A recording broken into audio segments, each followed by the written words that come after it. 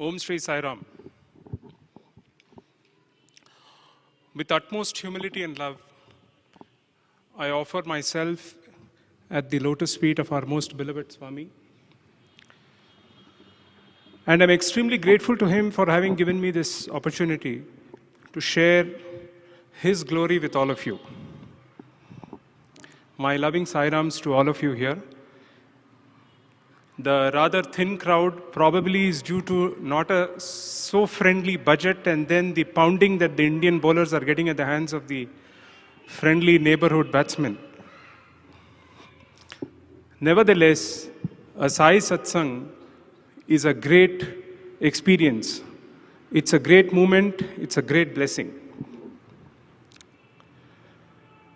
We are coming to the close of the Srikhara Nama Samvatsara, and very soon we'll be getting into the Nandana Nama Samvatsara. The last 1 year has been quite painful for most of us. These were trying and turbulent times. This was a time when the one who is much dear to each one of us than ourselves chose to leave the mortal coil. In the midst of all this that happened in the last 1 year, there was, I think, one silver lining, and that silver lining is this event called Samarpan, which was taken up as an initiative by the students. Samarpan, as it means, is an offering of our moments spent with the Lord. I feel extremely humbled and privileged to be standing here in front of all of you, especially when Brother Vijay Sai, who is not here I think today, he called me last week and said, "Will you talk on the 18th? And the first thought which struck me was, why me? Looking at the speaker list that spoke from this hallowed land over the last 10 months, I am but a small fry. Nevertheless, this is truly a blessing of the Lord. I remember the last time I spoke in this hall was on the 27th of May 2006. And that was right here when Swami was seated on his throne. And I clearly remember, just before I started the talk, I went to Swami and said, "Can I intersperse in between in Kannada also? Is that okay? Is that fine?" I said, "Swami, ಏನadre ತಪ್ಪಾದರೆ ಕ್ಷಮಿಸ್ಬಿಡಿ. ಮಾತಾಡುವಾಗ ಏನಾದರೆ ತಪ್ಪಾದರೆ ಕ್ಷಮಿಸ್ಬಿಡಿ. Please forgive me if there is a mistake that I make during my talk." And Swami instantly said, "ಏನು ತಪ್ಪಾಗೋದಿಲ್ಲ. ನಾನು ಮಾತಾಡ್ತೀನಿ." And then the talk started and it went on and at the end of it, when I again went back to thank Swami, he said, "Yen sir, yaar matadidru, nana, Nina." And during the talk, I had to mention a particular incident where I said, after my parents left me in this large, beautiful, wonderful, yet harsh world, Swami stepped in and took control of my life, and I was narrating a number of incidents. And when Swami was retiring back behind, when he was getting into the chair, into the car, the chair was getting into the car, he had tears in his eyes, and he said, "Why do you say there is no one for you when I am there for you? I have told this to you so many times that I am there for you. Why do you always feel there is no one for you? Yen tande tayi illa andre yenaitu, naan ilva?" These words which came from him on that day, on the evening of that 27th of May 2006, was not the first time it happened. This is something which he has been reminding me time and again, time and again, and time and again. And I am probably just a figurehead in this whole conversation. I think this assurance is something which goes out to the whole world, that I am there for all of you. Taking a cue from this sentence, I am there for you, which is the topic that has been given to me today, I would like to take you all back in this beautiful divine saga, this divine romance that has been shared with the Lord of our times. We need to go back in time to, I think, 1980-81, when I was in the 6th or 7th standard, and that was my first real physical encounter in this life with Swami. I used to enjoy playing cricket. Anything to skip a class and go away to play cricket. And my mother was trying her best to ensure that I study. She was ardently devoted to Bhagwan. There was a very unique blessing that she had wherever she would be. I know this for a fact. Swami would come and talk to her. Something he would do with her every single darshan. She could be in the 10th row, she could be in the 20th row, she could be standing far away. He will somehow spot her and go to her.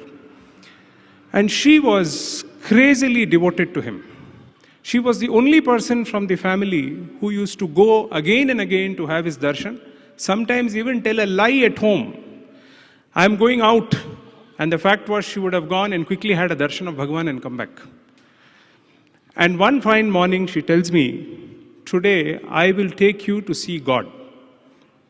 And she also promised and said, you then don't need to attend school in the afternoon. You can come away after lunch. To be honest to all of you, the assurance of being able to see God was not as attractive as the chance to skip school for that half a day. So promptly I returned back from school, and that afternoon we went to this devotee's house, who was, I think, a member of the Central Trust at that time, Mr. K.R. Prasad. My parents had been invited to his home. Bhagwan was visiting their house that day. It was in Palace Orchards, if I remember. And we reached a little late. So we were not able to get in, and just as we reached, Bhagwan had finished his darshan and his the bhajans in the house, and he was, I think, ready to accept Arati. So we were asked to stand right at the entrance door.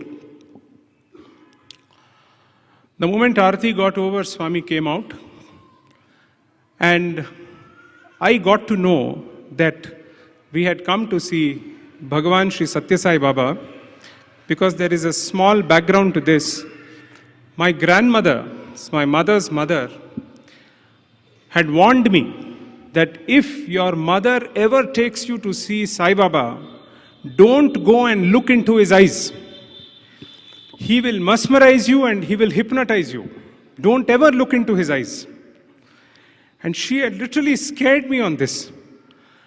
Imagine, later on times came where to get a glimpse of that beautiful drishti, we would go any distance. And so when I reached there and I realized that it was Swami that we had come to see, the immediate thought that went to my mind was, I should not look into his eyes. In fact, I should do everything possible to ensure that I don't have a direct encounter with him. So I went and hid behind my mother. And Swami, the moment he spotted my mother, he came straight to her. In Samacharama started off. And then she immediately pulled me to the front. And she started off, you know, Ododela, he doesn't study at all, he's always playing cricket, this, that, went on and on and on. And Swami, in a whiff, he materialized a lot of vibhuti. He put it on my head and he rubbed it. And he said, you don't worry about him, I will take care of him. This was an assurance he gave my mother. He's lived up to his word. I can vouch for it. I probably didn't realize the massive significance of what he had done. It was an encounter with divinity. It was a moment where the Lord chose to touch His creation. It was a moment which was defining in my life, but I didn't realize it then. I actually shrugged off. Even as he was rubbing the vibhuti, I remember I shrugged off. I came back home. I had a fight with my mother. I said, "Why did you have to take me there? My grandmother kept saying, don't go to see Sai Baba, and you never told me the truth." And it went on and on and on. The next few years in my life went on the lap of all the love and care that an earthly mother gives her child. Time went by, time was well spent. I remember I completing my 10th standard and then the graduation, finished my college, and then tragedy struck when suddenly, out of the blue, my mother passed away. I just finished my graduation and she passed away. And after she passed away, there was a lot of sadness within. At the same time, there was a lot of anger. The anger was actually directed at our loving Lord. I always felt when she was so devoted to you, when she was so attached to you, why did you have to take her away so soon? And this feeling kept increasing within me. When one day my sister, she said, "Let us go to see Sai Baba. He has come to Whitefield. Let's have his darshan." She would frequent the Shirdi Sai Baba temple, which is in Cambridge layout, on the eastern side of Bangalore. There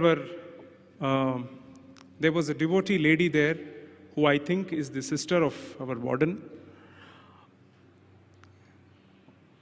The lady wanted to come to have darshan of Bhagwan here, and my sister promised her that we will take you, and she told me, "You can come," and the incentive she gave me was, "You can drive the car," because I had just got a driving license.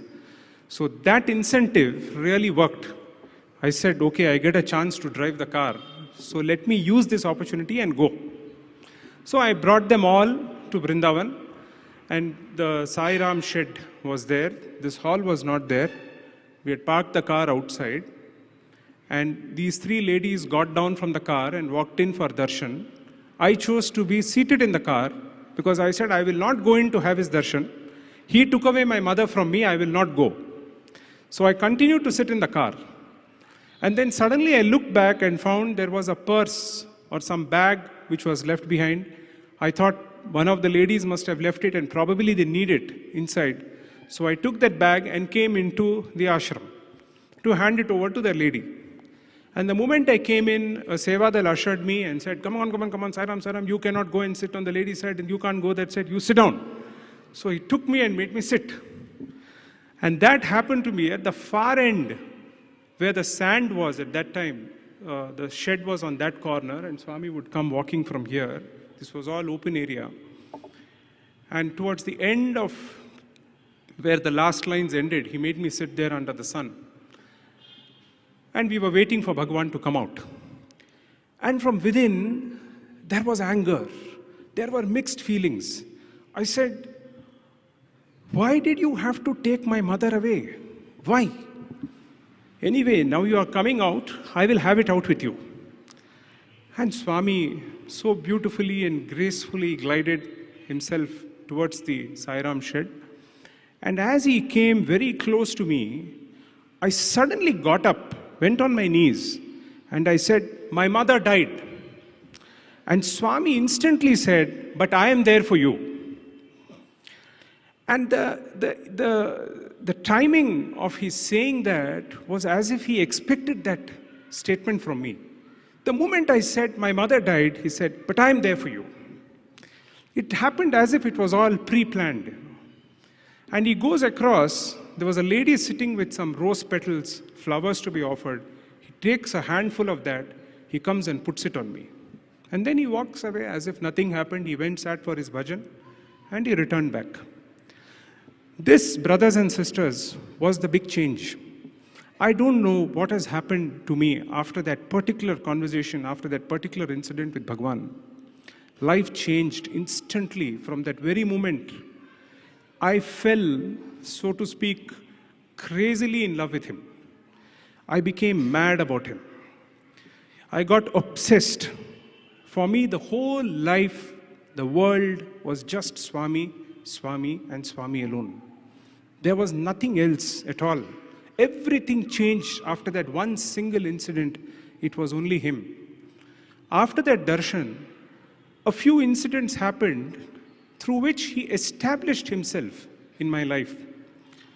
I remember soon after this, I got introduced to a samiti which is in Indiranagar. This is called Sai Darshan.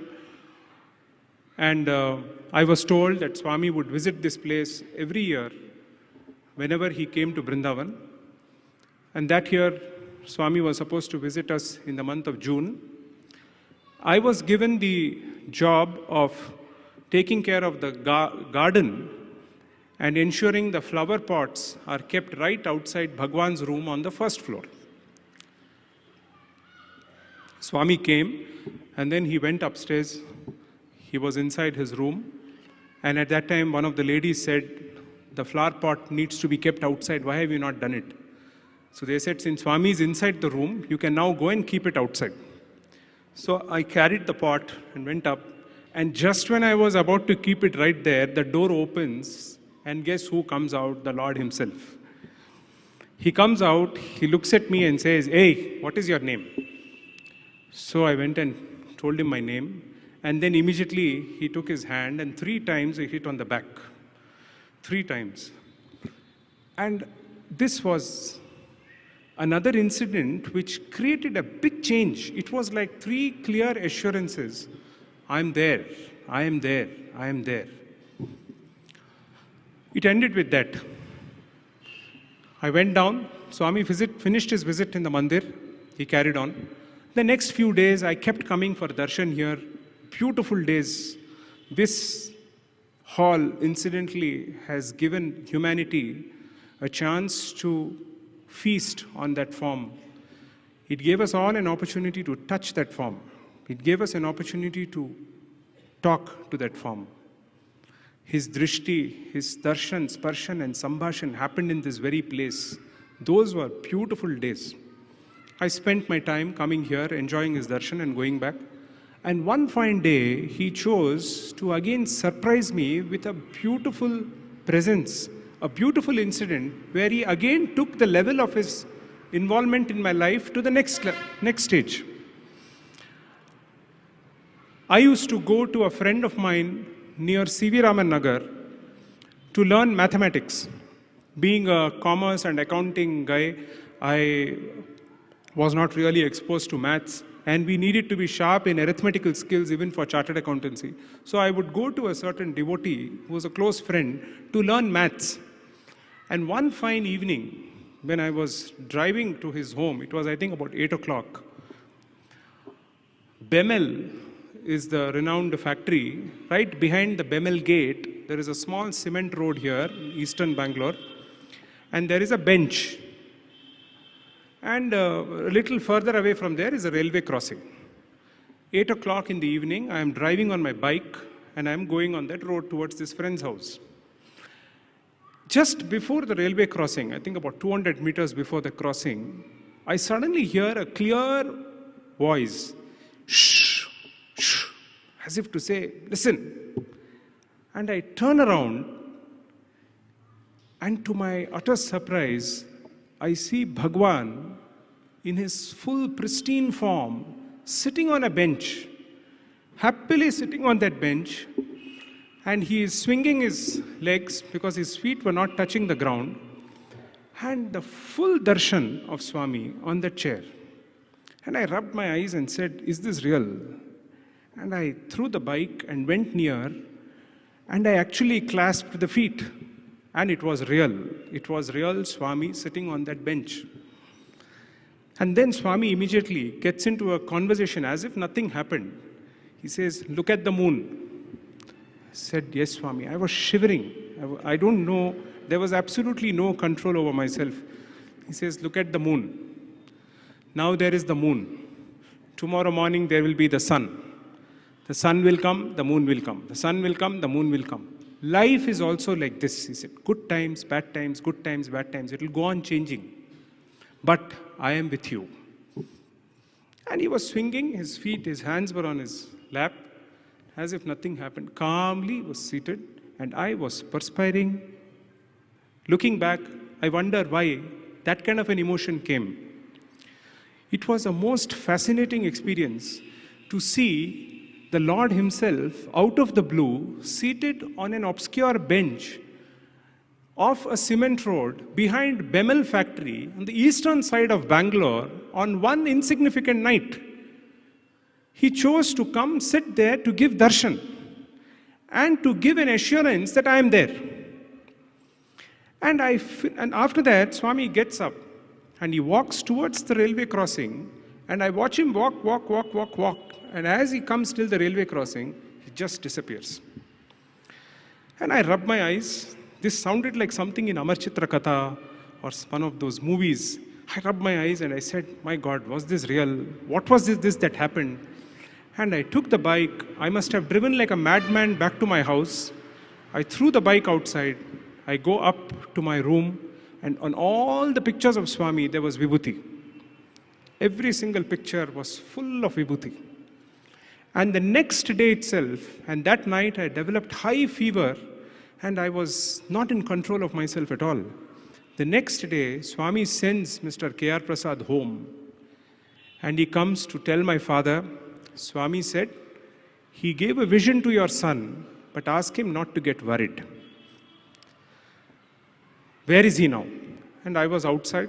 My father called me in, and I was shivering. And Mr. Prasad says, Swami has told us about the vision he gave you, but you need not worry. Just remain calm. And I was speechless. I didn't even know what to say. After 2 days, I come for darshan. Hegittu. I didn't know what to answer. I was dumb. I didn't even know those days how to respond, what to say. I just kept quiet. I clasped his feet and kept crying. This incident, he did, I think, to just prove a point that this was divinity that you are encountering. This is God himself, and I will go to any extent to tell you that I am there with you.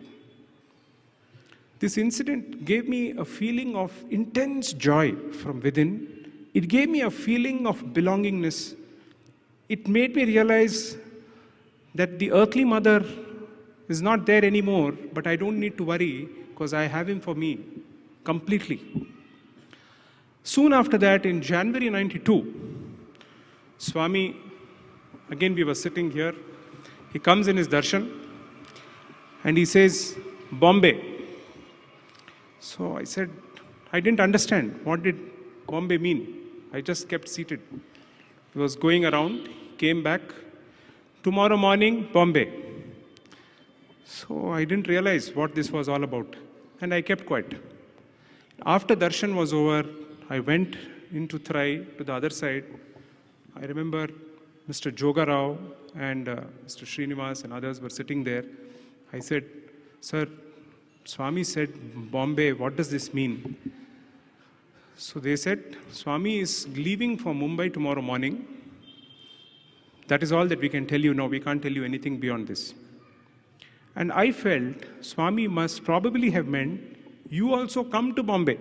Just look at the kind of audacity in the expectation. A small fry. How could I have even imagined that the Lord will want me to travel with him to Mumbai? So I said, I don't think this is the right thought. But I said, let me still go to the airport. I'll pack my bags. I'll get ready to travel with Swami to Mumbai. And fortunately, at that time, I was in the closing stages of my chartered accountancy course. And I used to file income tax returns for all the Indian Airlines employees. So these chaps were very good pals with me. So at a short notice, I could get a seat. I could also manage to tell them that I want something, which is a seat which is located very close to where Swami was seated. Swami was in 7A, seat number 7A. 7B was Mr. Radhakrishna. 7C was Sir Joga Rao. So I somehow muscled myself and got 7D. And the next morning, I land up at the airport. And because I'm pals with all these people, I get to go near the aircraft. And I'm standing there right at the foot of the flight of stairs. And Swami comes.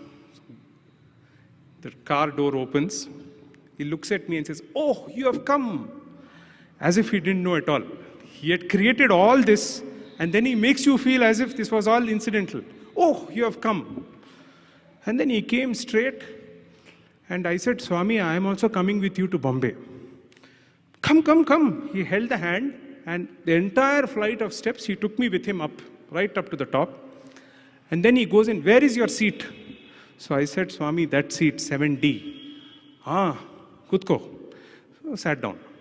And then the flight started, and it was a phenomenal journey from Bangalore to Mumbai. I just couldn't believe myself that I was actually traveling with the Lord in the same aircraft and sitting on the same row as he was. And every time I would turn and look, what is he doing? Now what is he doing? Now what is he doing? And in between, he was opening the Hindu newspaper and showing everybody the big advertisements put up there about the welcome Mumbai was giving to Swami. He passed on the paper to everybody. And then he had some fruit which he had got. He was cutting it and passing it on. Then the crew of the flight came. He posed for photographs with them. And then a lot of people started getting up, wanting to get pictures autographed by Swami. And Swami told me, "Hey, get up, crowd control madu." So I was standing between him and the rest. And I must confess here that there was a lot of ego which came in suddenly. Because ego, like Swami said, I never gave ego to you. You people got it on the way. So on the journey from home to the airport and that flight of stairs up with him, I brought the sufficient quantity of ego with me. I was standing there, and each person would come and try to get the picture, and I would take it, give it, get it signed, give it back. With all that, the ego was pouring all out. And Swami kept looking and said, "Oh, Kutko." Because immediately he has to kill it. That is the mercy of this Lord. The moment you falter, the moment you start deviating, he will correct you instantly. There was no delay in it at all. Kutko. I immediately went and sat down.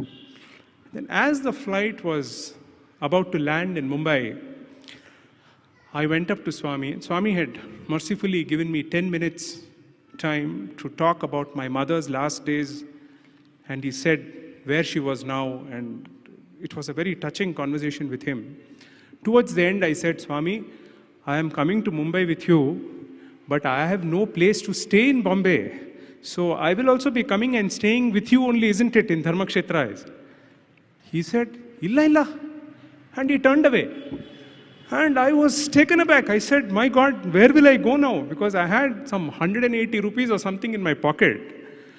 And all the feeling in me was traveling with the Lord. Obviously, the Lord must have made all arrangements to stay with him. And here he very coolly says, "No, no." And then I said, "So where will I stay, Swami?" He says, "You go to Shirdi. You don't stay in Mumbai, you go immediately to Shirdi. Ella arrangements ನಾನು ಮಾಡಿದ್ದೀನಿ," he said. So I said, "How could you do arrangements? You never told me about Shirdi. This is the first time you are telling me." Then he said, "In the airport, your uncle and aunt will come." I said, "But I have not told anybody that I am coming." "No, no, they are coming. Go and sit down." So you are left, because these are all tests to elevate a soul spiritually. The moment the Lord gives you a glimpse of divinity and then takes his feet back, takes one step backward, the craving gets intensified. When the craving gets intensified, the prayer gets intensified. That few moments before the flight landed, I must have prayed like mad. I must have prayed, what is happening? How do I go? What are the next few moments? I have been told Mumbai is a mad city, big city. People have absolutely no emotions. I'm sorry if there are anybody from Mumbai here. But I had all kinds of thoughts about Bombay, and I said, where will I go in that big world? So I just sat down, and the flight landed. The car comes, Swami gets into the car and zips off. And I am watching, oh, he's gone. And now what? Then I walk into the airport and surprise of surprises, my uncle and aunt are standing there. And I went to them and said, how come you people are here? I never called you all. They said, no, a friend of ours is coming from Ahmedabad. We have come to receive him, and how come you are here? So they were there, and I heaved a sigh of relief that there was someone known to me in sight in that big city.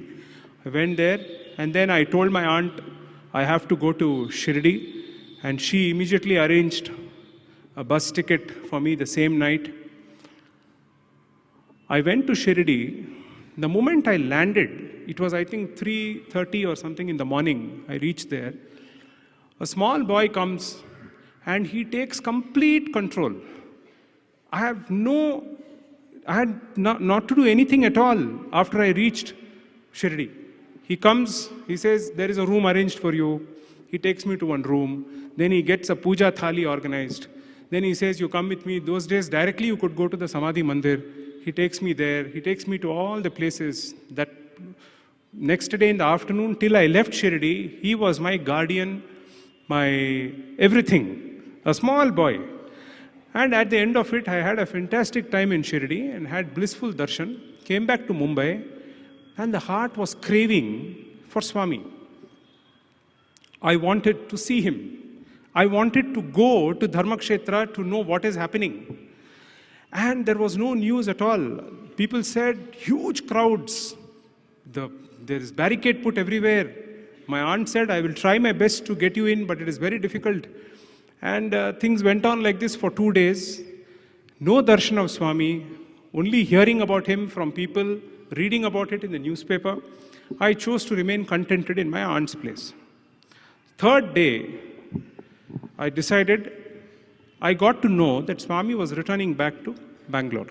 I think it was the 24th of Jan 92, if I am not mistaken, when he was planning to come back, or the 30th, something like that.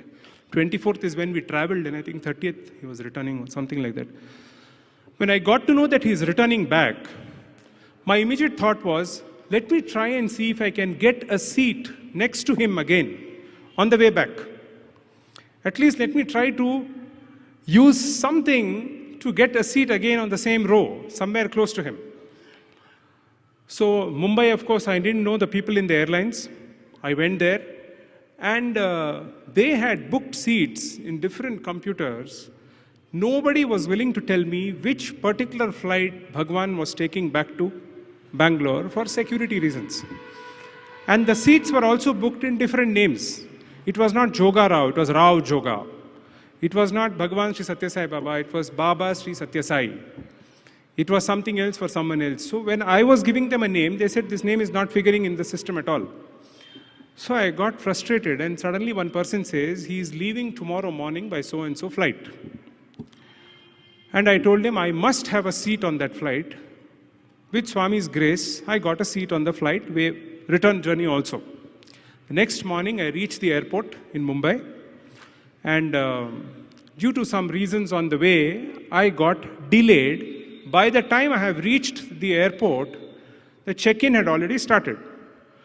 So I couldn't get an opportunity to get the seat of my choice. So I was standing in the queue.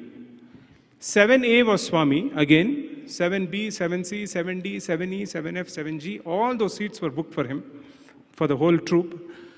So the man in front of me got 7E. And I was poring over his shoulder to see what is on his boarding card. And I saw 7E. And the next was my turn. That man gave me 11. So I looked at it and I said, but I want something in that row 7. And this previous passenger was hearing. He had a horrific flight from Bangalore to Mumbai because he was on the same row while going. He's a non-devotee.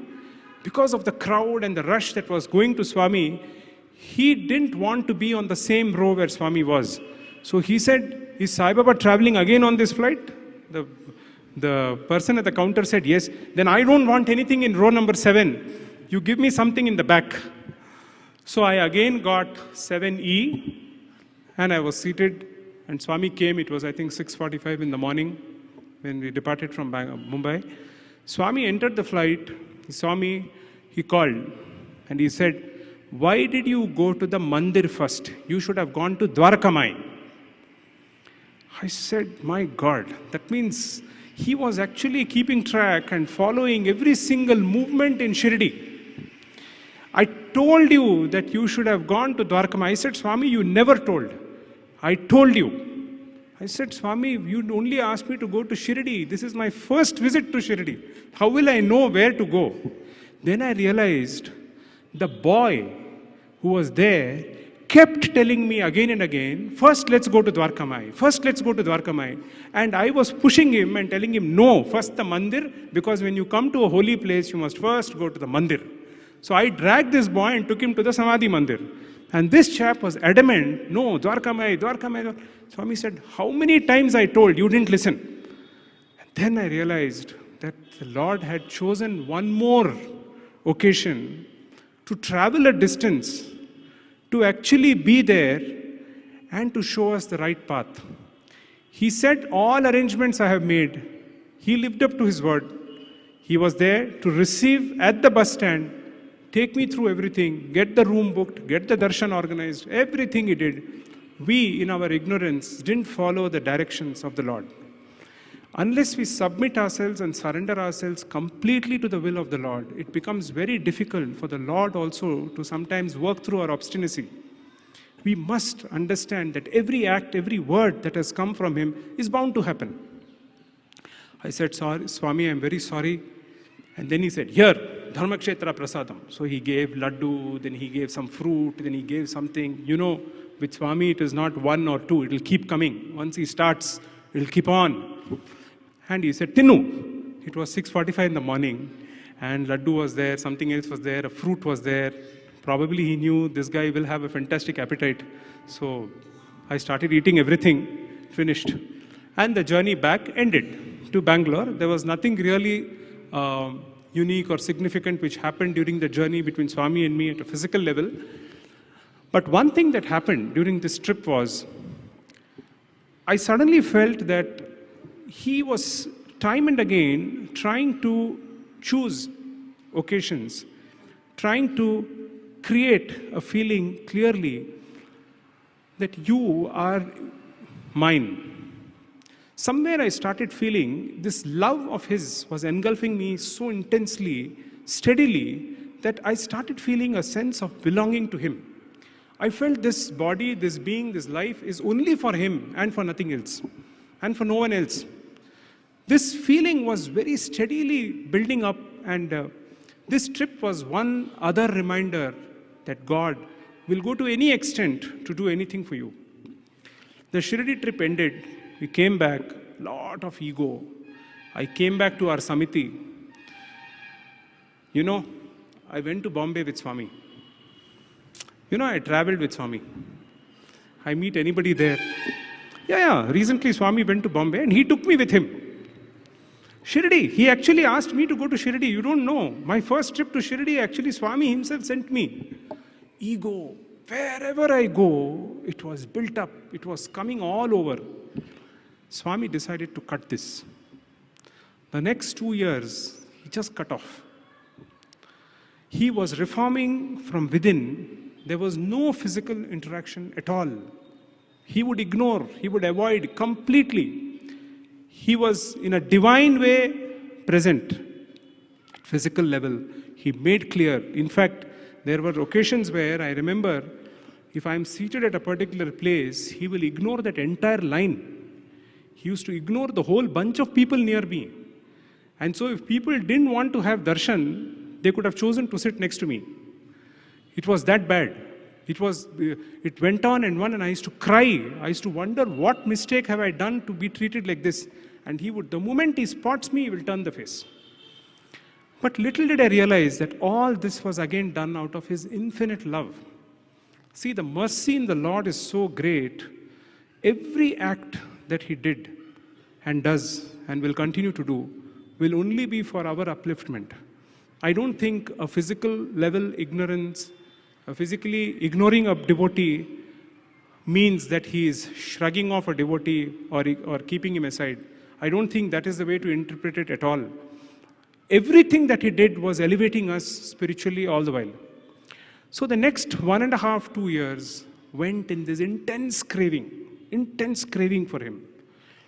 There was a room at home which I had made as my room with my Lord. And I had put Swami's pictures all over in that room. And there was a table, which was my study table. And I had my cot in the same room. And I used to spend all my time either doing my articleship or studying there or doing my prayer. Everything was in that room. And the way he would show his presence, Vibhuti would get covered in all the pictures.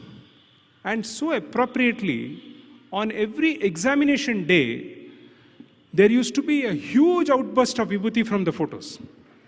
And it was like ready prasadam available, so you go take Vibhuti and then go to write the exam. And I know, looking back, the only reason I can assure you this, for having done whatever little I did in my chartered accountancy and other professional exams, was only due to the grace through that Vibhuti. And Swami, in fact, mentioned this in 2007. One day he was on a trip. Whomever he was introducing me to, he said, Vinay Kumar, chartered accountant. He called somebody into the interview room. He said, Valli evaru telsa? Chartered accountant. So I said, this is becoming too much. So I said, Swami, I am nothing. You know what I am. Yellaratra ನೀವು ಹೋಗಿ, you are saying chartered accountant, what is this? ಆವತ್ತೇ ವಿಭೂತಿ ಕೊಟ್ಟೆ. ಆವತ್ತೇ ಪ್ರಸಾದಂ ಕೊಟ್ಟಿದ್ದೀನಿ. ಅದು ತಗೊಂಡಿದ್ದಕ್ಕೆ exam pass ಮಾಡಿದೆ. I said, when your prasadam was the reason for my passing, how can you go on introducing me like this? In fact, that room became so special. In 2010, December, I remember Swami had asked us to get an album made of the house. And he called one of our senior trustees in Karnataka Trust, Mr. Gangadhar Shetty Garu. He asked him to hold the album and he asked me to turn the leaves, the pages. He was seeing every room of the house. And when it came to this particular room, Swami says, "Ee room gottalla, ee room alle nanu vibhuti ella kottiddu. Ee room interview room," he said. So I said, Swami, what is this? He said, all the furniture you remove from that room. That room should become the interview room. Whenever I come, I'll grant interview in that room. So everything was connected. Everything had a purpose. Everything doesn't happen just due to coincidence. It is a beautiful, deliberate, divine design. It has all got a purpose behind it. These incidents where he, after my mother passed away, steadily to start doing this and drawing me closer and closer and closer and closer, and giving this reassurance time and again, I am there, reminding me through action, through words, gave me that feeling that I am his and he is mine. There is no doubt about this. That got very firmly entrenched with it. The years that followed after that had a few ups, a few downs. There are so many things that happened. For lack of time, I probably will not be able to go through all that, but I will share with you all a few beautiful incidents of his immense love, that pure, pristine love of the Lord, which only he could have given and nobody else could have given. I want to share a few of those incidents. There was one particular incident. Swami had granted us an interview on one afternoon. And towards the end of the interview, ivaga hogi hordi vibhuti. You know, these are typical. Swami at the end of the interview would signal you to get the vibhuti tray, and then once he gives you the vibhuti packets, you are supposed to take namaskar and leave the room. Vibhuti kodu.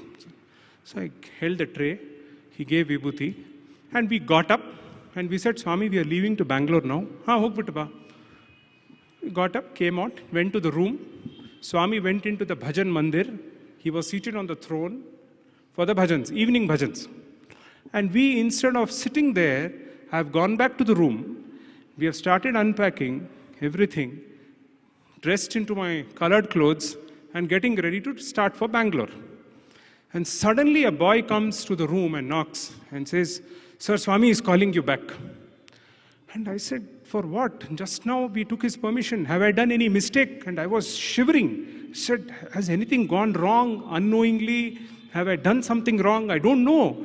So in those colored clothes, I just rushed back to the mandir. And the last bhajan, I think, was going on. It was around 5:30, 5:35 in the evening. Aarti was about to be offered. Swami was on the throne. The registrar, our earlier registrar, he said, "Where did you go?" Swami was asking, "Come sit." So they made me sit. That was probably one of the few occasions when you didn't want to be under the direct sight of the Lord. Because I was full of fear. I didn't know what mistake I have done. And they were pushing me closer and closer and closer to the bhajan door. And I was right there, and he was on the chair, and he could see me clearly, but he was immersed in the bhajans. Totally immersed, full of that bliss. And I was hoping that when he opens his eyes, he's in a good mood.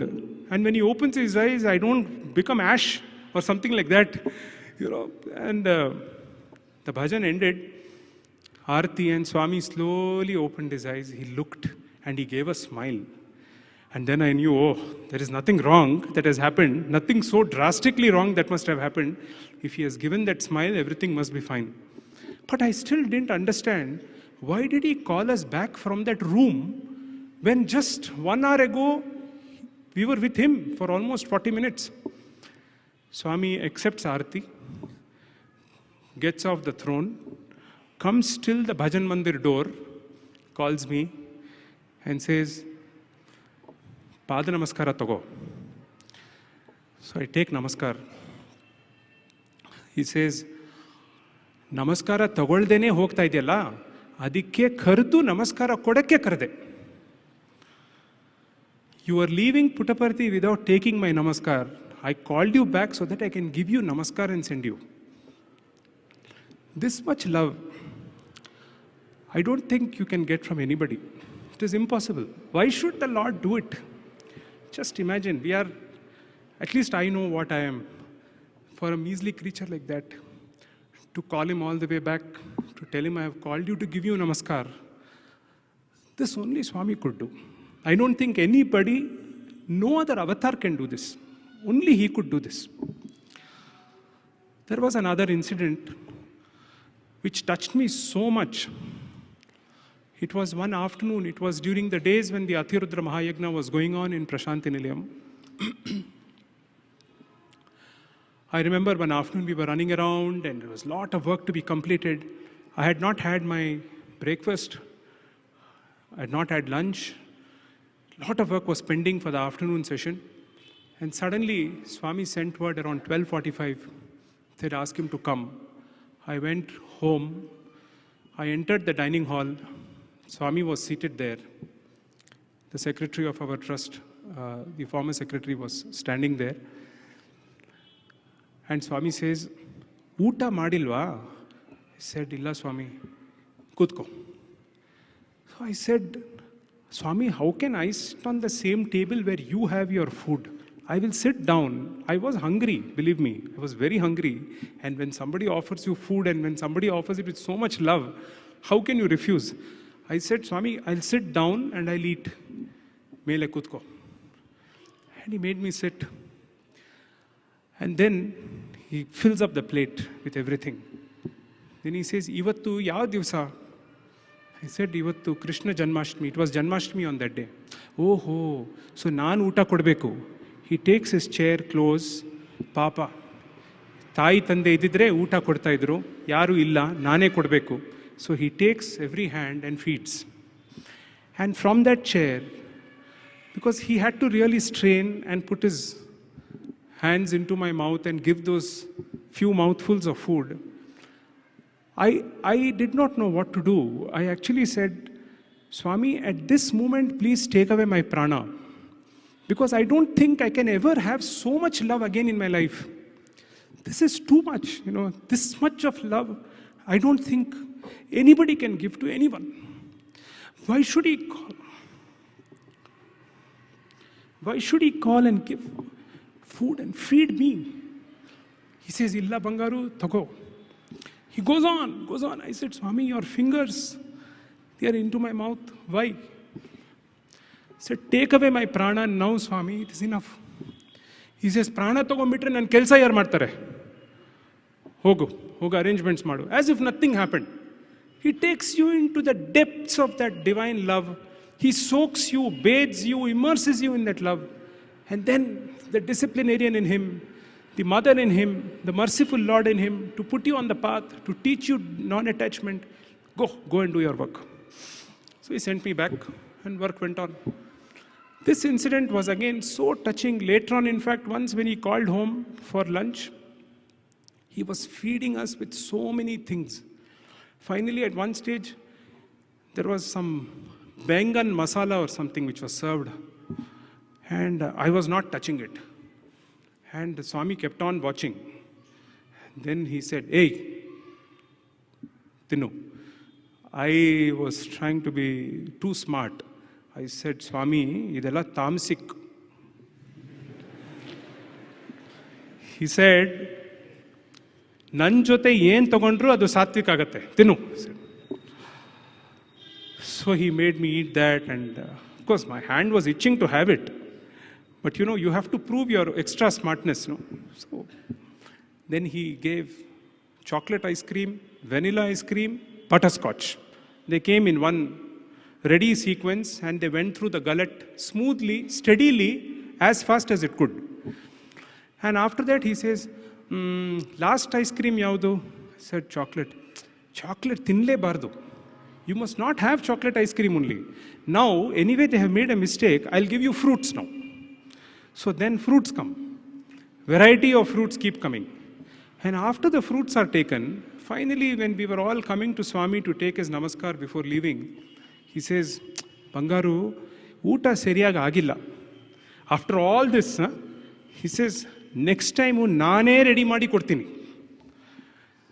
So this kind of love on and off was a little too much to, fathom. I think it was not too much to understand, but it was too much to fathom because only God can give this kind of love. There was another beautiful incident. We have time?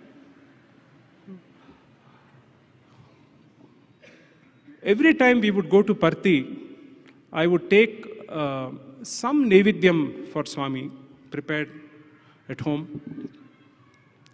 On one such occasion, we had taken Khara Bundi for him. And that afternoon, he called us inside. And during the interview, he said, "Indian Samachara." So I said, "Swami, nothing." And then, "Nange yen tagond bandidya? What have you got for me?" I said, "Nothing, Swami." You see the ignorant mind, no? I couldn't even think of removing my bag and removing the vessel. I said, "Indian Samachara." He wanted it to come out. And I am not telling, I am not remembering it. Again, Bengalurinda Bharya yeno maadi kalisirbekalla. Your wife must have prepared something and sent. Then I realized, she gave me one bowl full of Khara Bundi. I said, "Haudu Swami, haudu Swami. Khara Bundi ide, kodu." So the bundi is removed and I place it at his lotus feet. He says, "Salpa kodu." So that spoon, the grace, the finesse that this avatar has is something so unique. His hand movements, the way he would look at you, the way he would brush that hair aside, the way he would shrug off a mosquito if it was sitting on his robe, the way he would glance at you suddenly, the way he would put food into his mouth, everything was so perfect. The way he took the spoon, took bundi in that, like this. And one bundi fell down. And it rolled on that carpet, the interview room. And my eyes immediately shifted to that one bundi. And I decided somehow I should hold this and put it into my pocket because how can that bundi be there? And Swami was talking. He was saying all kinds of things. But look at man. Instead of focusing on the divine wisdom which the Lord was trying to shower, I was more concerned about that one small khara bundi which was rolling somewhere on the carpet. Suddenly Swami said, "Hey, adu kodu." I said, "Swami, how can I give this to you? This fell down and on the same carpet we have all been walking. How can I give it to you, Swami? It is not possible. I cannot give this. I cannot even offer it to you." He said, "Whatever is offered to me with love, I will accept. Give it."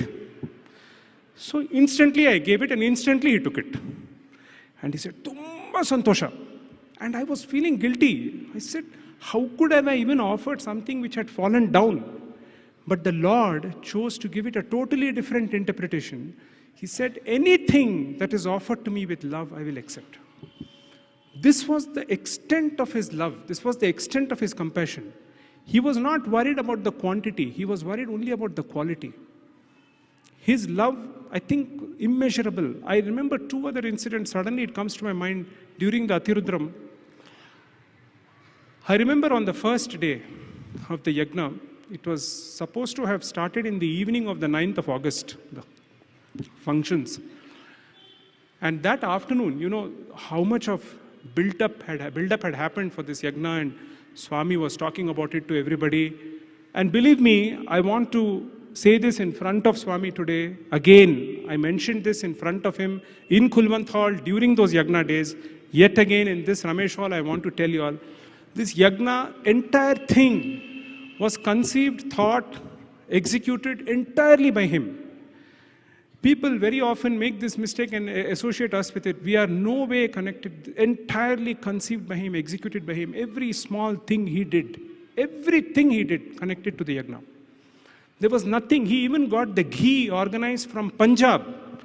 He got all the ahutis organized. He got the firewood organized. He got the homakundas organized. He got the rangoli to be put around the home. Everything was done by him. So I remember that morning, there was still a lot of work to be done. And Swami suddenly calls me at about 12 o'clock home. And when I enter, he says, Nodu Bangaru, if your parents had been there, all arrangements, they would have taken care. Now your parents are not there.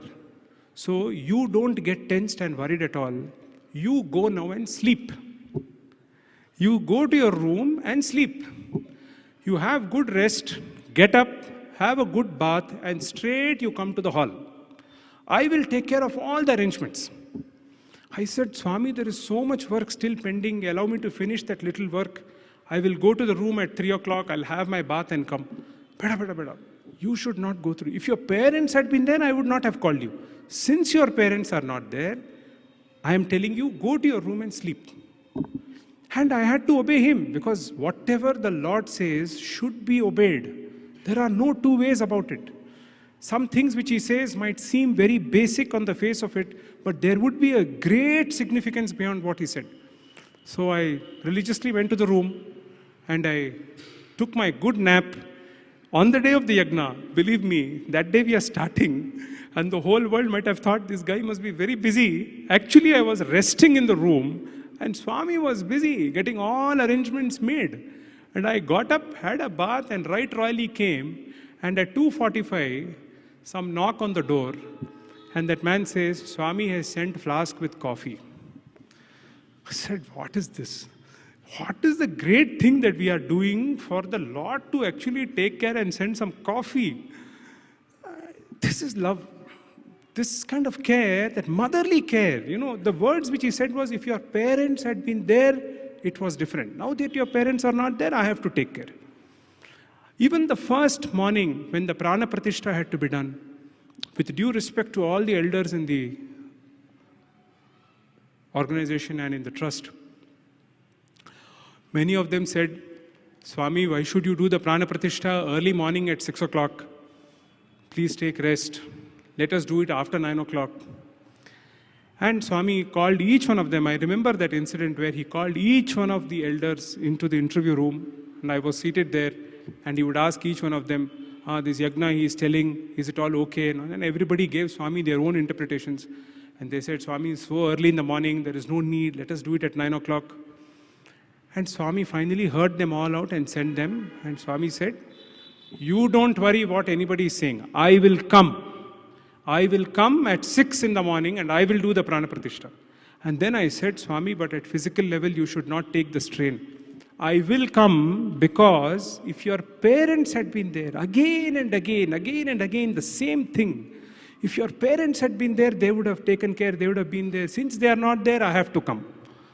So I said, Swami, so much you have done, everything is done by you. Why should you take that? No, I will come. And promptly that morning at 6 a.m. he comes. He does the prana pratishta. And when he is leaving in the car, ನಾನು ಹೇಳಿದ್ನಲ್ಲ ಬರ್ತೀನಿ ಅಂತ ನೋಡು ಬಂದೆ. I told you I'll come, I have come.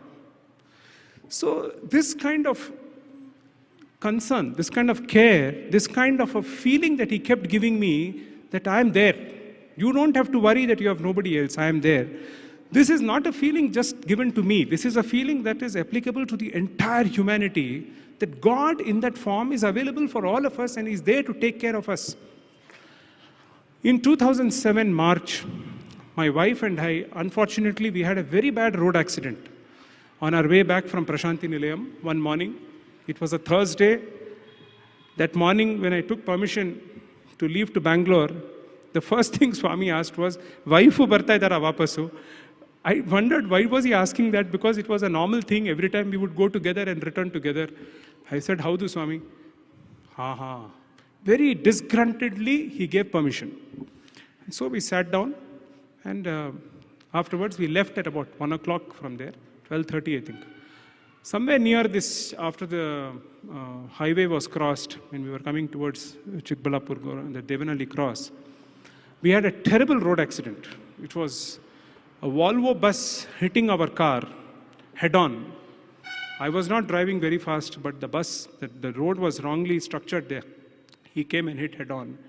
And the car was smashed completely. She collapsed immediately. Lot of blood. Almost a liter of blood was out. Head injury.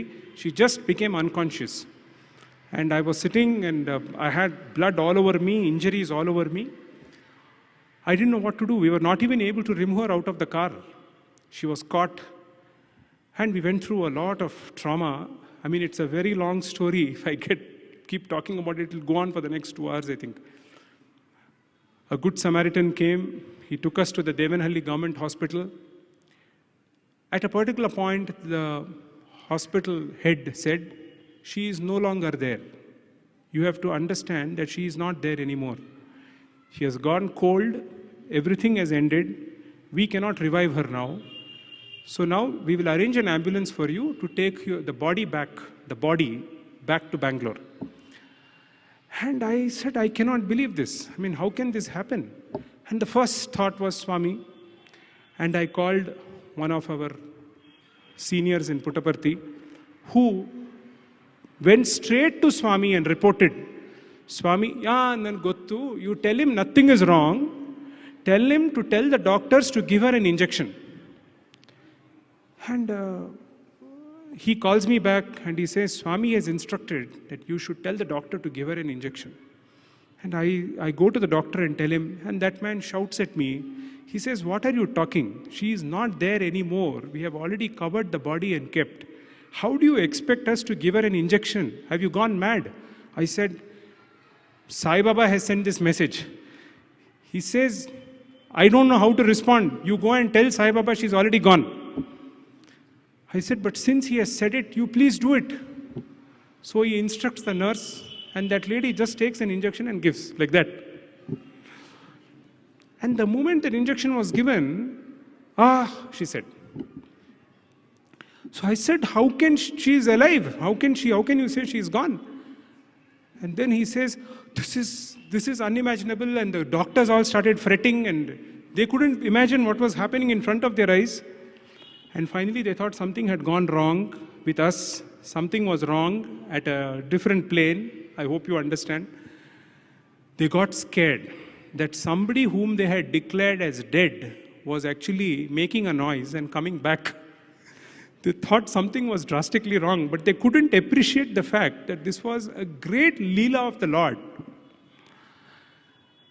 And we then put her on an ambulance. It was again a lot of miracle that an ambulance got arranged.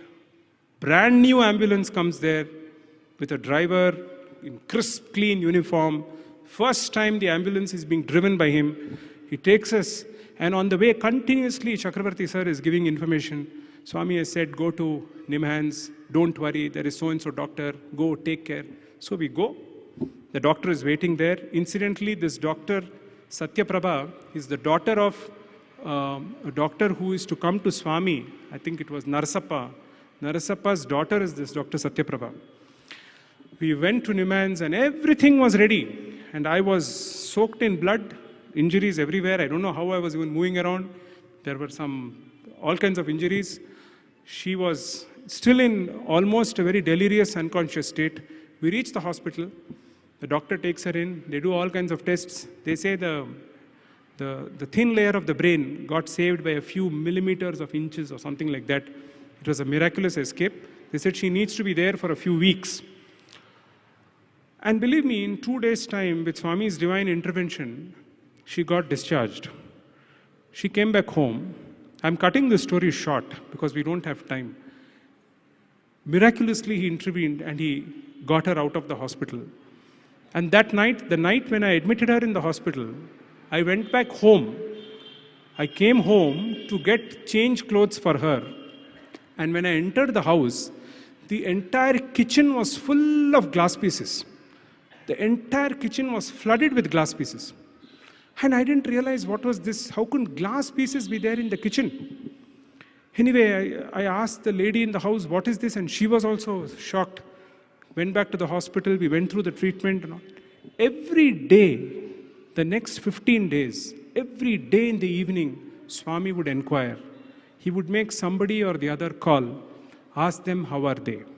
Ask them what is happening. Today, how is she? Today, how is she? And on the second day after the accident happened, Swami, in fact, got into the car and said, take me to his house. I want to go now. And then somebody said, Swami, they are still in Nimhans. So he said, ask them to take rest. Every evening, 6:30, a call would come. How are they? How are they? How are they? After 15 days, he sent a message, asked them to come to Parthi. So we both went to Puttaparthi. That afternoon,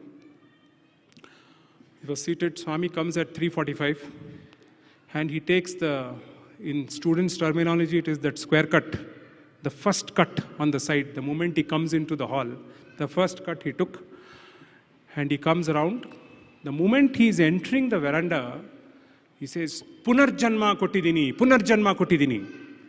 So I went to him, I said, Swami, everything was gone and you did something which nobody can do. I mean, I didn't know how to express. What will you tell the Lord who has given life back?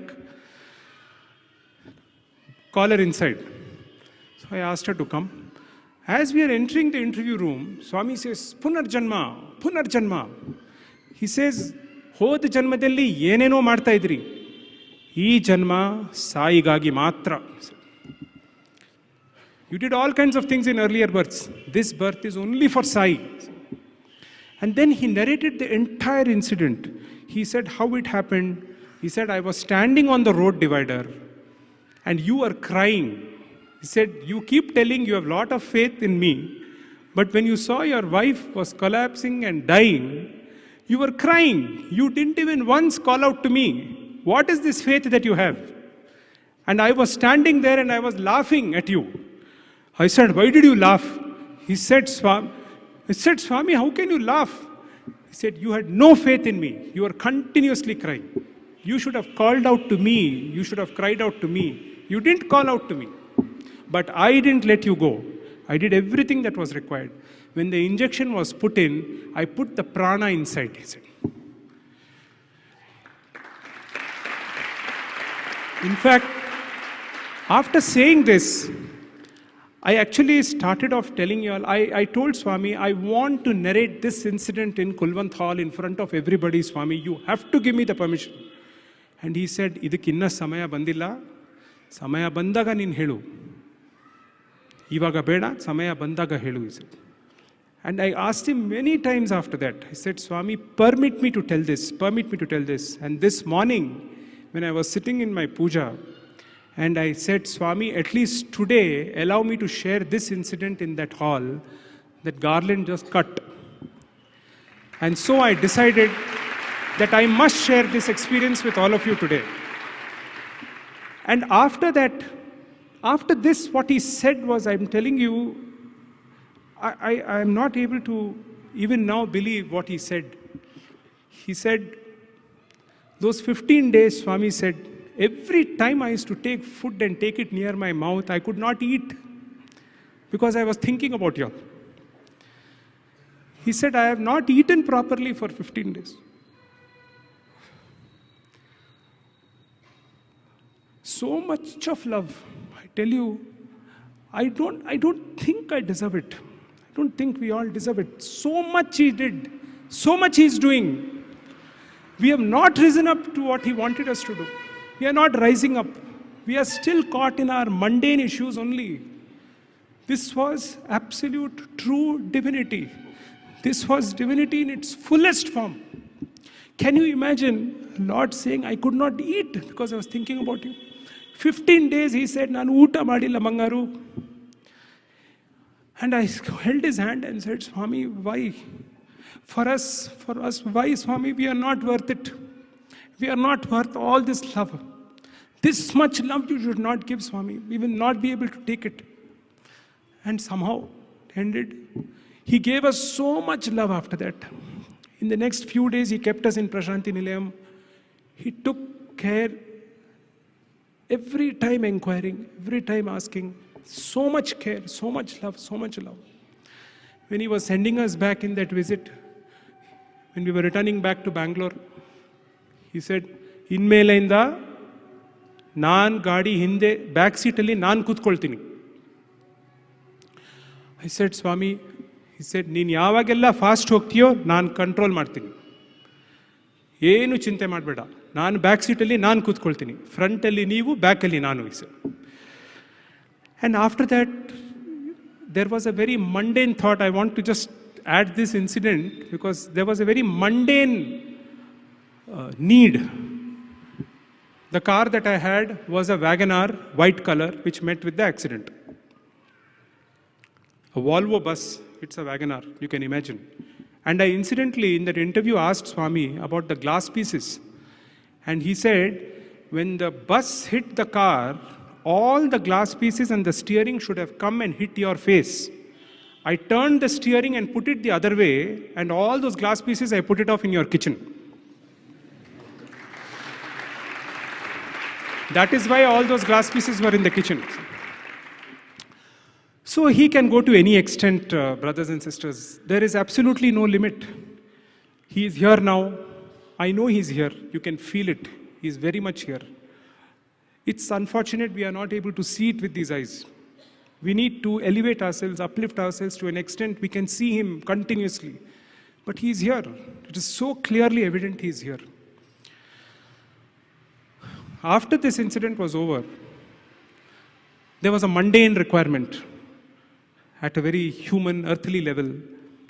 I had to get a new car, obviously, because the car was all smashed. There was no way it could have any...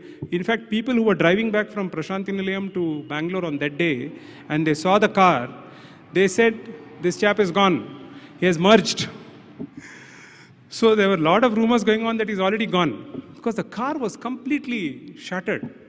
And I then asked Swami, after a few weeks, he had stopped me from driving the car for 2 months.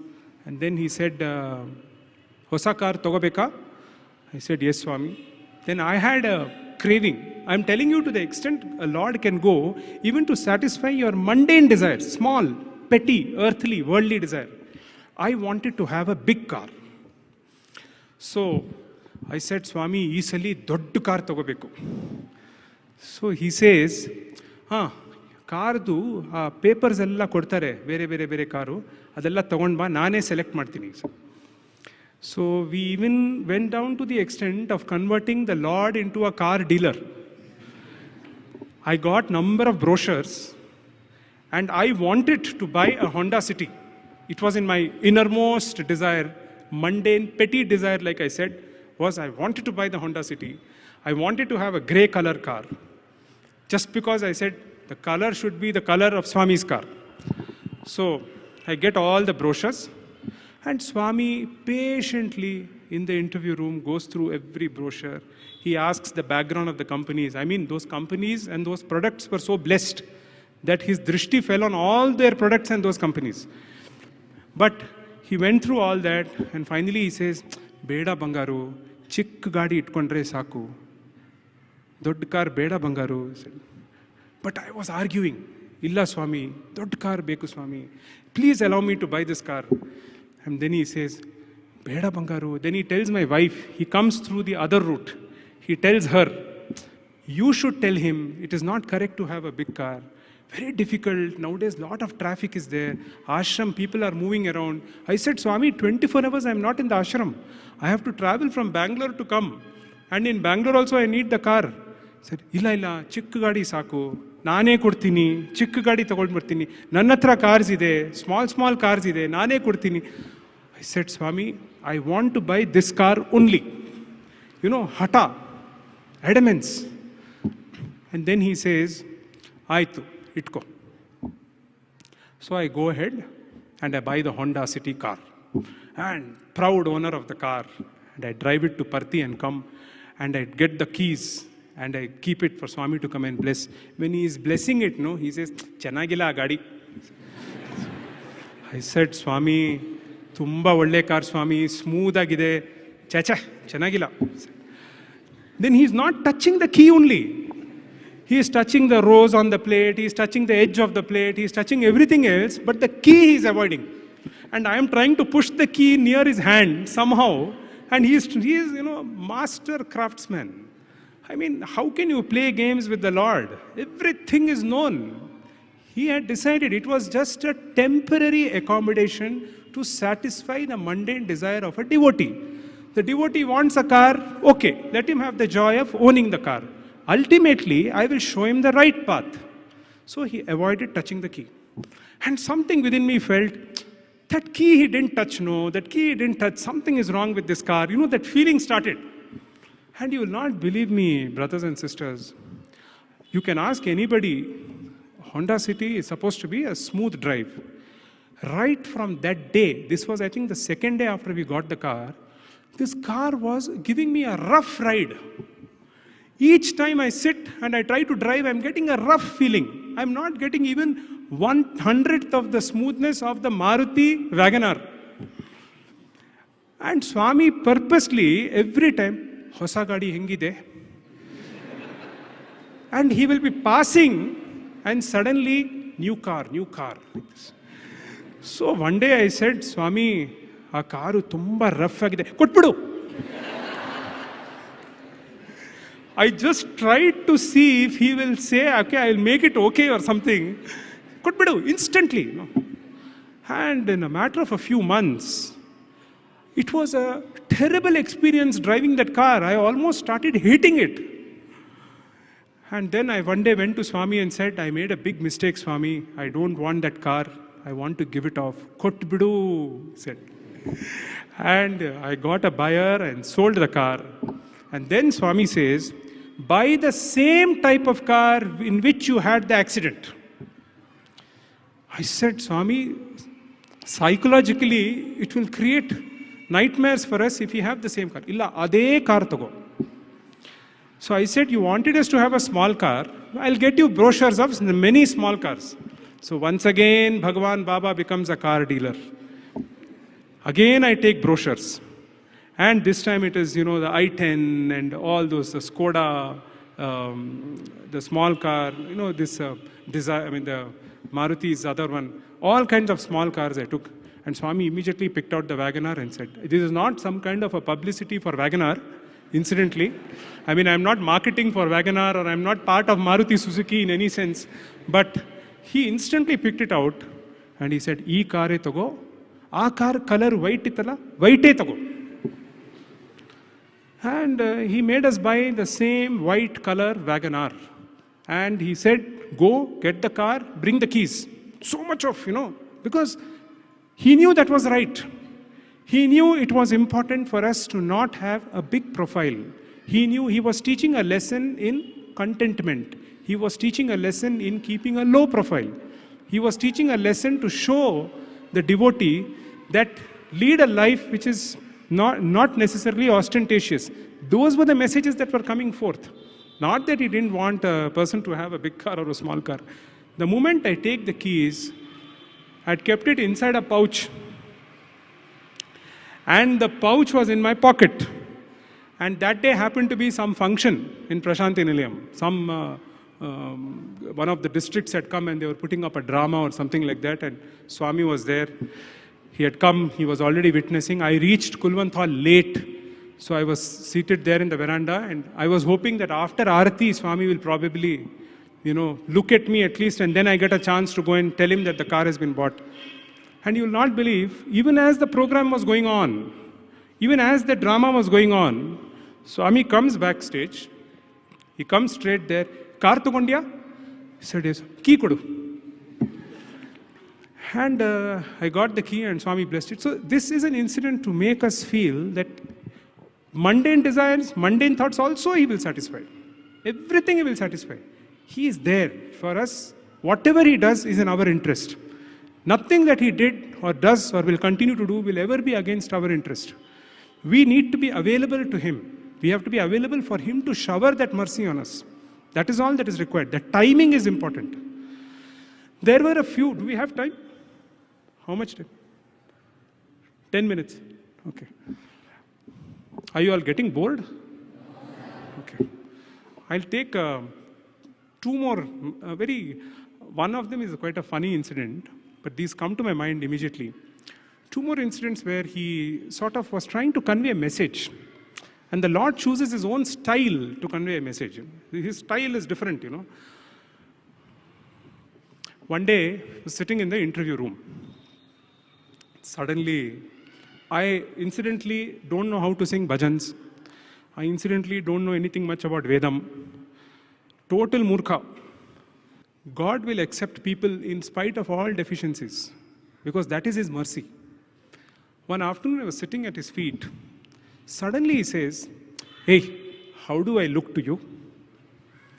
Swami said, hey, kanistini. And like this,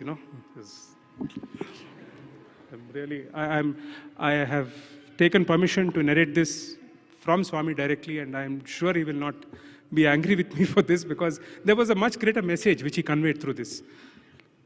And then I said, Swami, suddenly I felt I should now praise the Lord to the skies. This is the only opportunity. I said, Swami, you are Parabrahma Swarupa, you are the greatest, you are the most beautiful, there is nothing that is beyond you. Naan hegidini ivaga, nodakke hengidini. How do I look to you? Tumba sundaravagidira, Swami, I said. Then I said, Swami, if you permit, I want to sing one small bhajan. Look at the audacity.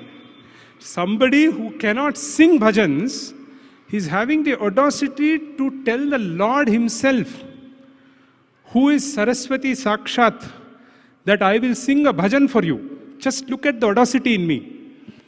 I had the guts to tell him that I will sing a bhajan for you. Hello.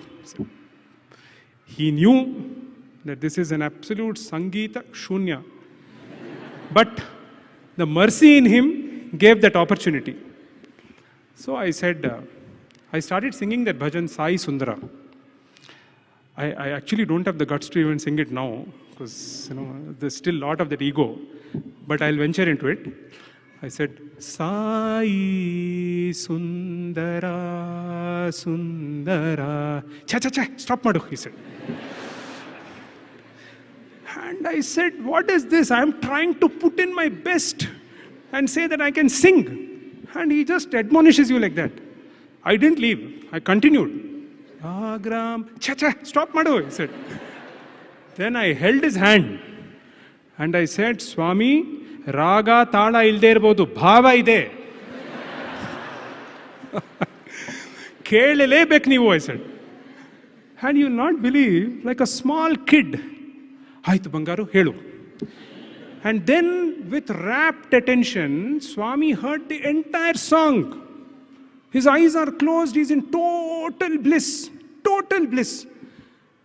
And there were portions of that song as you proceed further where I was also crying, he was also crying, and I was looking at his face. It was becoming even more and more and more beautiful. The whole face was glowing like that. And then suddenly he opens, Aita, he said, Swami, ಎಷ್ಟು ದೊಡ್ಡ ಅವಕಾಶ ಕೊಟ್ರಿ. Then he says, ಭಾವ ಇದ್ರೆ ನಾನು ಅವಕಾಶ ಕೊಡ್ತೀನಿ. If the feeling is there which is pure, I will give an opportunity. Bhava is the key, not anything else. That feeling should be there. It was a very great message. Telling you, he chooses something to pass on some other great message to you. Similarly, Ashadi Ekadashi day was being observed in Prasanthi Nilayam, and I think the Mumbai organization which takes care of this, they had arranged for a very great musician to sing that evening. I will not take the artist's name for obvious reasons, but after the entire program got over, Swami came into the interview room and called me inside. This was after Aarti in the evening. And Swami says, "Hey, songs hegittu." I thought you are supposed to praise the artist, no? Because he sat through that for 1 hour, and at the end of it, he created some chain and all that also for that lady. So I said, "Swami, yen adidru Swami, eshtu channagittu Swami, Meera bhajansu, yen bhava, chacha, adu kacheri," he said. Bhavane irlila. Naan aadtin nodu, he said. And then he sang Payoji Mene. And I'm telling you, brothers and sisters, the beauty, I should use the word, the devotion. God showing devotion in his song. Mirabai was sakshat there. He was singing a few verses, he would stop, then cry, talking about Mirabai. This went on for 40 minutes. He narrated the troubles Mirabai went through. And he said, in spite of those troubles, she was crying out to Krishna. That bhava has to come out when you sing. Ah bhava bandre, nanige santosha agate, sir. And he sang Payoji Mene, the whole song he sang. And after that I said, "Swami, eshtu chennagide, neenu aa artist chennagide helide. Aa artist chennagidara, naan chennagidina, yaru betteru?" And I said, "Swami, obviously it is you only. The artist is after all your creation. Whatever you did now was to convey another message only." So he wanted bhava.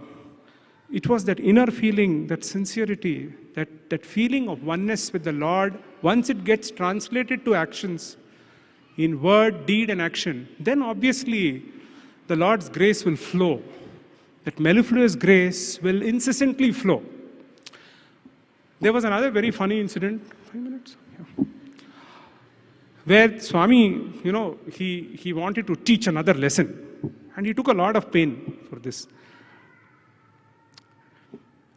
I used to take papers to Puttaparthi whenever we had to, submit something to Swami or discuss about a project. I used to take them in a loose form, loose leaf, all in a folder like that. And Swami watched once, twice, thrice, 4 times, 1 week, 2 weeks, 3 weeks. He kept watching. Then suddenly one day he said, "You should not bring papers like this. You should carry it in a bag, proper bag." So I said, "Aittu Swami, I'll get a bag." Next day itself, Swami comes with a bag. And Swami calls inside and says, "Nodu, naan ninigagi bag tagondu bandidini." And it was a beautiful tanned color, beautiful like a hand briefcase, nice bag, executive bag he brings, and he says, "Vadag nadi." So he takes me inside and he says, "Ee bag itko, inmelenda papers ella tagond baruvaga ee bag alli hakond tagond ba." I said, I was so grateful to him that he gave the bag, and I came out. After that, I was feeling very conscious that I am going to Bhagwan, carrying a briefcase kind of a thing. You feel very awkward when you are going to Swami with a bag and all that, It's like you're going to office or something. So what I would do is I'd hold the bag like this and walk. And Swami saw one day, and then the second day, and I think it was coming up. Something was about to burst. It was waiting to come out. 3rd, 4th day. That grim face, he said, "Go in." I went in and I was shivering. He says, "Buddhi illa ninge," he said. I said, "Yenaitu Swami?" "Marriage broker tara barta idya," he said. "Yenidu bag hingitkondu marriage broker tara barta idya." Swami had a typical way of doing this. Marriage broker ಥರ ಬರ್ತಾ ಇದೆಯಾ, ಪುತ್ತೆ ಇಲ್ಲ ನಿನಗೆ, ಈ side ಕೂತ್ಕೋ, ಈ side. And he was vigorously wiping his mouth and then he said, bag ಕೈಯಲ್ಲಿ ಇಟ್ಕೋ, 10 ಸಲ ಇಲ್ಲಿ ನಡಿ ಬ್ಯಾಗ್ ಇಟ್ಕೊಂಡು. I said, what is this? So I held the bag and I'm so conscious because I didn't want to hold it like this. I mean, he will use some other term. I didn't want to hold it properly because I didn't know whether that is correct. I didn't know whether I should keep the bag on my head. What should I do? I somehow was shaking and walking. Straight agnadi. And he is all the while calmly reading letters. He is sitting on the chair and reading letters. And occasionally he will say, nadi, nadi. And again he is reading. And this is going on for about 5 minutes. I am going up and down the interview room, up and down, up and down, up and down. Stop madu. Because he had finished reading the letter.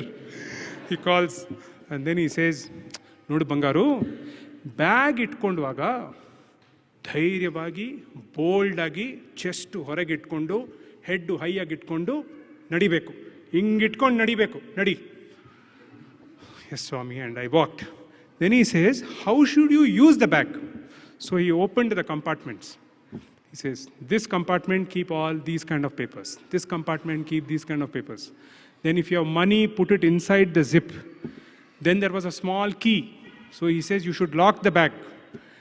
Every time lock the bag, keep the key. You can't believe anybody here.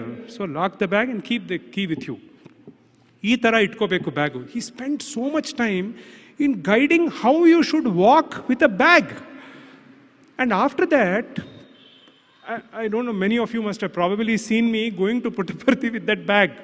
It was a tanned color, maroonish color bag. And every time Swami, after that, the next 2-3 times, he will call and say, bag itkondu nadi first. So once you get into the interview room, the first exercise was to walk with the bag. And people would think this guy is carrying some massive stuff in the bag. The fact was, those Naivedyams which we used to take to Swami and the papers, and actually the bag was being carried because there was a drill going on inside. And after 1 month, he said, ಈಗ ಸರಿಯಾಗಿ ನಡೀತಾ ಇದೆಯಾ, ಇನ್ಮೇಲೆಯಿಂದ ನೀನು bag ತಗೊಂಡು ಆರಾಮಾಗಿ ನಡಿ. So he spent all those sessions just to teach how to move around with a bag. To this extent, the Lord can go to drive in perfection. Because he had this penchant for perfection. For him, everything had to be immaculately done. Everything had to be done precisely. Everything had to be done in a certain manner. There was no letting up. There was no compromise at all. Everything had to be done up to a certain level of perfection. Once he got convinced that the way of holding the bag was right, he gave up. Like this. Yeah. You can go on and on and on and on and on like this. There were innumerable occasions which he took, to drive home points which you felt were so simple, but the Lord spent so much time trying to guide you on this. I must tell you that towards the last few months when Swami was in that mortal coil, ignorance, I think it was within us, he time and again said, ಬೇಗ ಬೇಗ ಬೇಗ ಕೆಲಸ ಎಲ್ಲ ಮಾಡ್ಕೋ, ಸ್ವಾಮಿ ಹೇಳದೆ ಇದ್ರೂ ನೀನು ಕೆಲಸ ಮಾಡ್ಕೋಬೇಕು. I said, Swami, where are you going? You will always be there for us. In fact, our prayer is we should go away and leave this body even when you are still with us. ಇಲ್ಲ, ಸ್ವಾಮಿ ಏನು ಶಾಶ್ವತವಾಗಿರ್ತಾರ? You must understand, to lead a life based on Swami's principles. He was giving a lot of indications. He was giving a lot of rapid instructions.